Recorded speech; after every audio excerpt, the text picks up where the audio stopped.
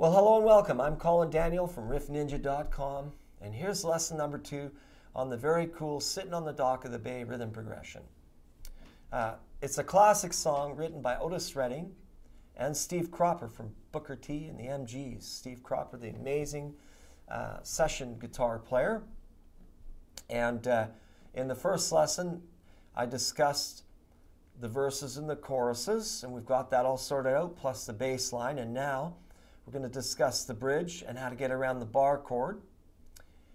And then for some of you who want to go even further, I've got a bonus at the end of this lesson, and it's taking this progression and putting it into some very familiar bar chords and just moving up and down the fretboard. That's another option you have.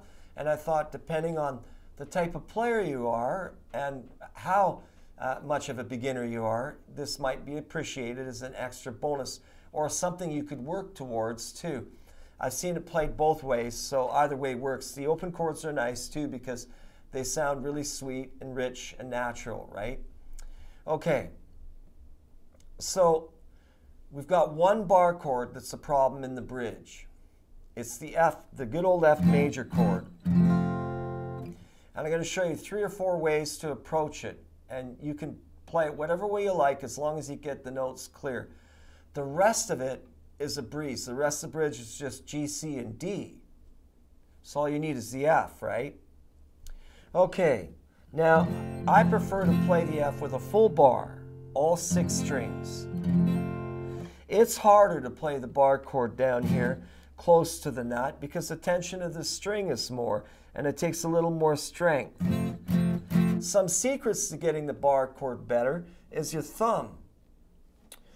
One thing I noticed with some beginners is the shape of their finger. They're not taking into account where the joints in their fingers are because everybody's fingers are different lengths and different thicknesses.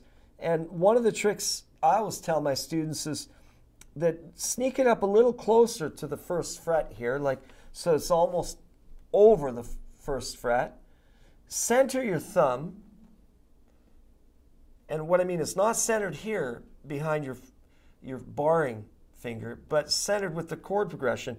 If your chord, your fingering is like that, then this is approximately the center, right here, the center of the where your hand position is and how it should be sitting at the back of the neck. You'll also notice that it's not the flat of my thumb that I'm using, but the edge, because I have to roll over a little more, and this helps me with the leverage this way, right? Now, if you really don't like this chord and you want to run away and hide, then you could play a little simpler bar, and that is leave your 2nd, 3rd, and 4th finger down, and now just bar the bottom 2 strings, which is a lot easier. Still the same technique should apply, you know, with your thumb centered.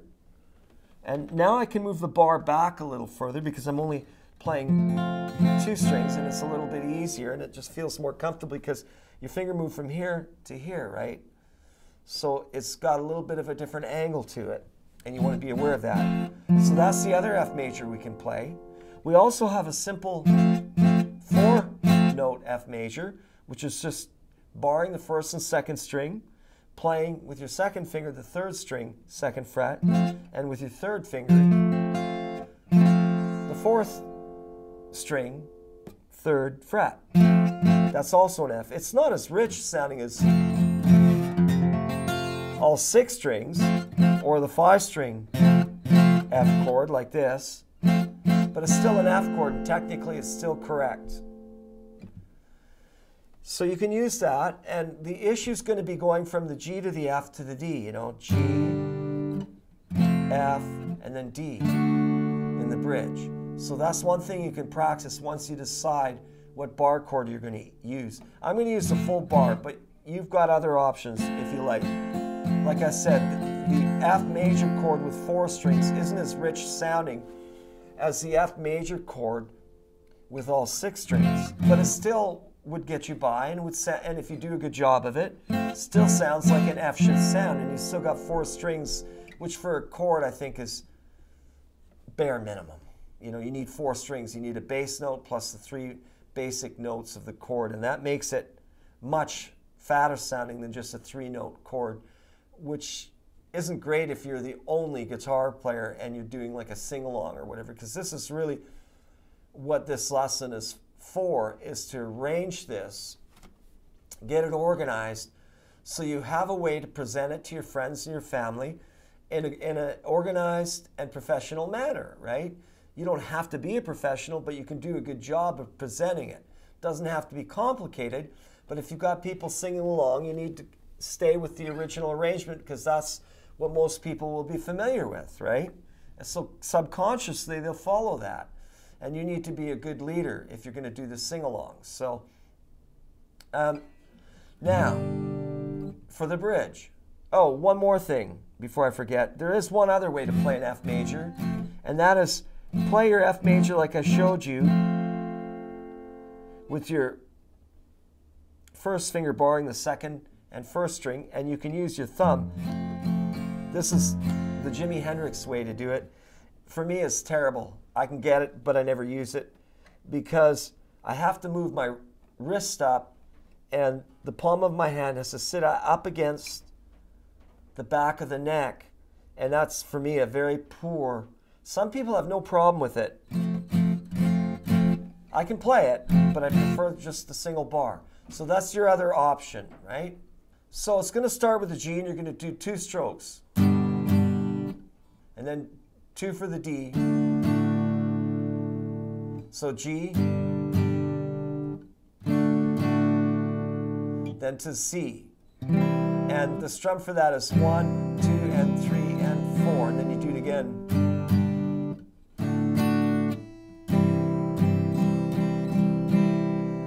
So it keeps repeating that 2-bar phrase 3 times, right? You go G, G, D, C, G, G, D, C. And you'll notice in the strum, like they're all downs for the G, G, and the D, D. Those are all downs. 1, 2,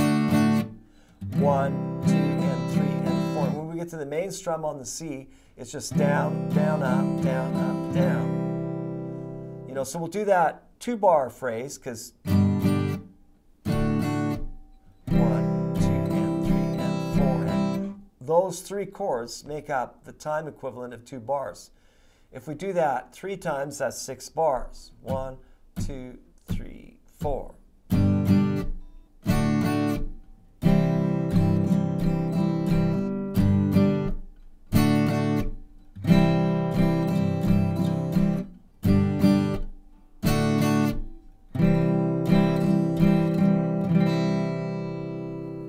Now here we can have a few options depending on what you like. So that was 3 2-bar phrases, which is 6 bars.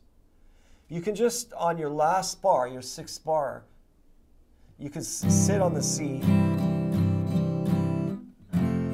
and play an F, and then for 1 bar, same strum, and go to the D, and that works. But I hear a passing chord in there, and most people skip out on it. This is a bonus. So in the last 4 bars of your bridge, you could do this.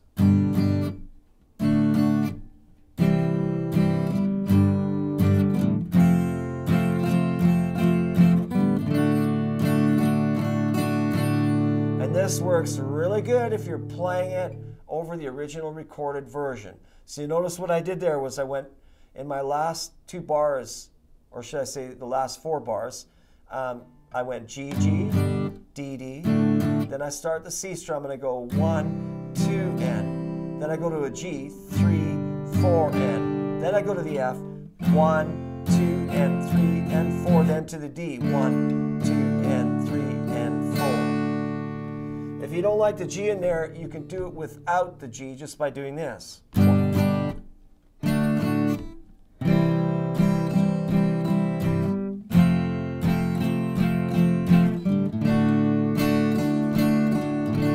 That would definitely get you by. So let's go over it one more time. 1, 2, and I'm going to put the G in it this time, okay? 1, 2, 3, 4.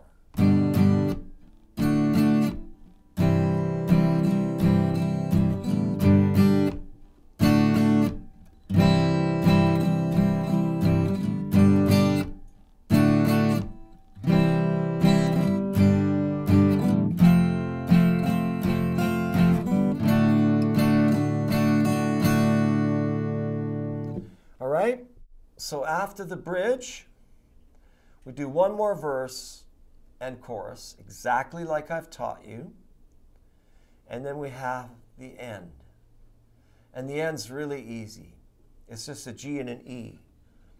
And if you had a whistler in your crowd at this point, it'd be a good time to get him to cooperate with you. I can't whistle to save my life, and I'm not going to try.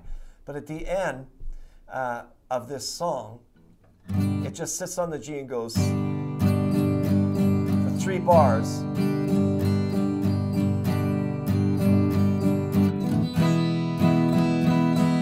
And it does that, and it slowly fades out. You could go through that as many times if you want.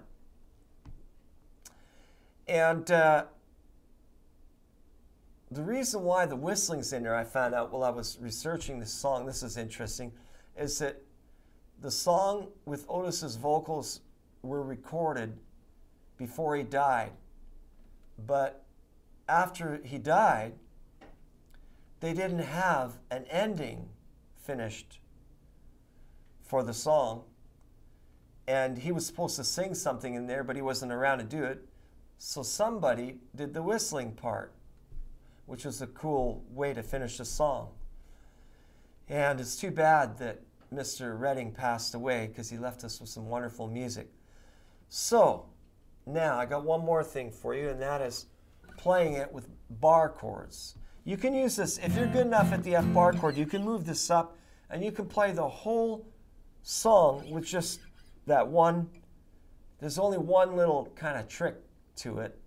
But if I went through the verse, you know,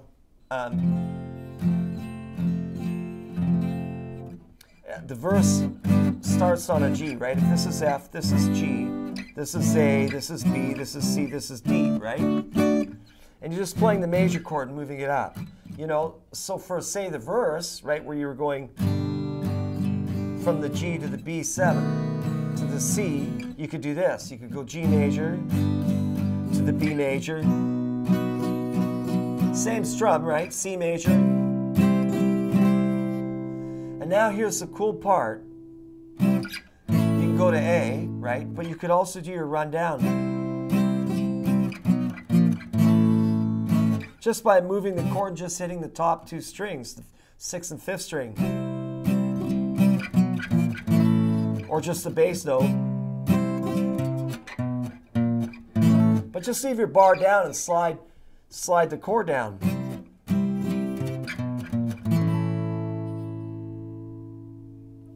You could go from the G to the B using the bass run we used before here. The one trick being you got to go from the G to the A, then A sharp, B, like that. So 1, 2, 3, 4. 1, 2, and 3, and 4, and 1, 2, and 3, and 4. And now the C. 1, 2, and 3, and 4, and 1, 2, and 3, and 4. And isn't that cool? 1, 2, 3, 4.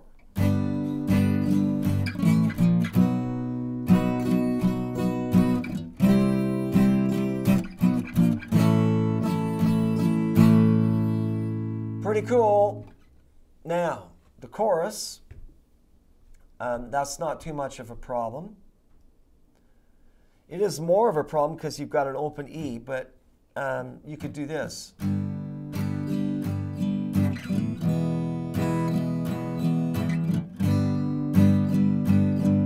Now, some people have a hard time going from this bar chord down to an open E. You can cheat. You can do this. You can go from the G, take your bar finger off, just slide your 2nd, 3rd, and 4th fingers down to the E position, which is open, and there you go. There's your E. So the first changes are like...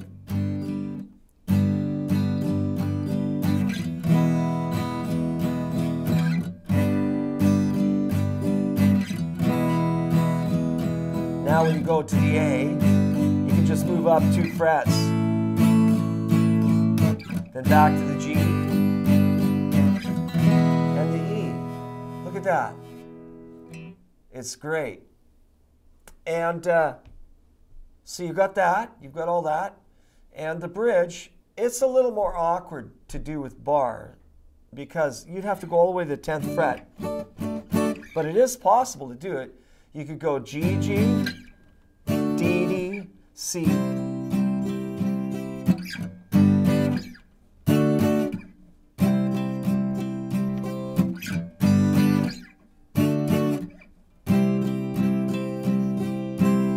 And there you have a choice, right? Remember, we could go to the G there, like on our last one, we could go from the A, or from the G, should I say.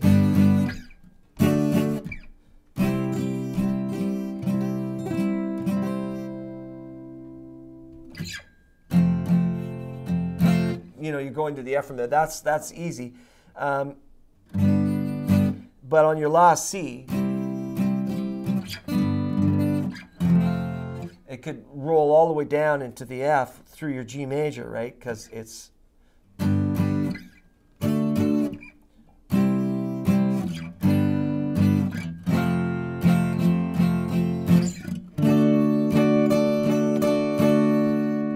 So you could do that, right? D is at the 10th fret, if you haven't figured that out by now. And the other solution is to just play a D open chord, right? So you can do the rest. So you can go...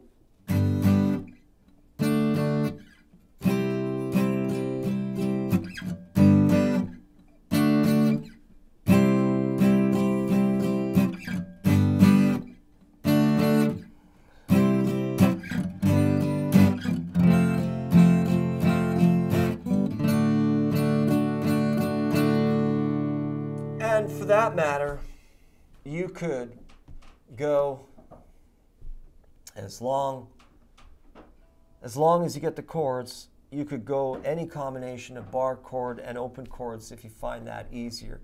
It's just a way to open your mind a little more. And of course the ending's easy. It's just, it's, you know, 3 bars of G.